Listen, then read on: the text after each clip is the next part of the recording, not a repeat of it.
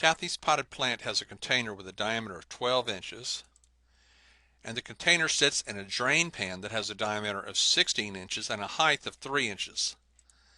So here's your drain pan in the bottom down here, and there's Kathy's the container that has the potted plant in it, all right? And it has 3 inches right here. All right, we'll come back to that figure in a minute. Let's finish this off. Some of the water leaks into the drain pan. Which of the following is closest to the most water that the drain pan can hold?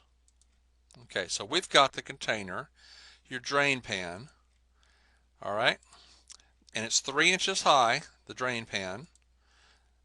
From here to here is 16 inches, and the container from here to here is 12 inches. So there's your diameter, and there's your diameter, okay?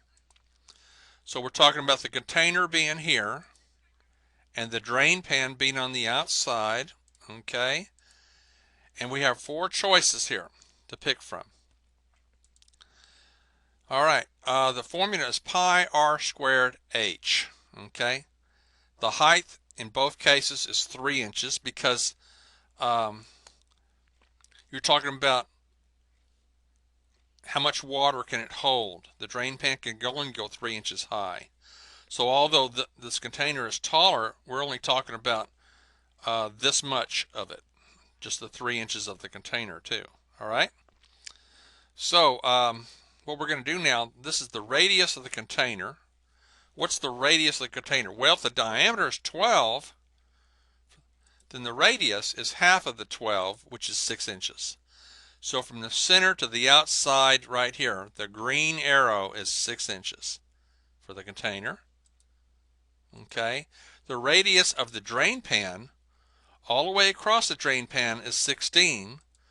Half of that is going to be 8 inches. So the red line right here is 8 inches. The radius of the drain pan, 8 inches. This is 6 inches, all right? Now, let V be the amount of water, okay? So the volume of the container is the amount of water the container could hold, all right? And the volume of the drain pan is the amount of water the drain pan could hold all by itself, okay? All right, so if you're looking for this blue part right here, we got to subtract those 2 volumes. The drain pan minus the container. And that'll be the blue section here.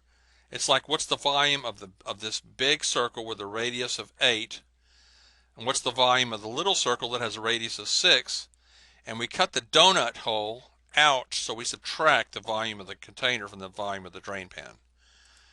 Now, the volume of the drain pan, we're talking about 3.14 times 8 times 8 times your 3 inches, okay? So we're talking about 64 here. And when you multiply those, you come up with 603, about 603, approximately equals 603 cubic inches. Now, the volume of the container now, because the radius of the container is only going to be 6. So we're going to have 6 times 6. Instead of 8 times 8, we have 6 times 6, okay, which is 36. When you multiply these, you come up with 339, okay?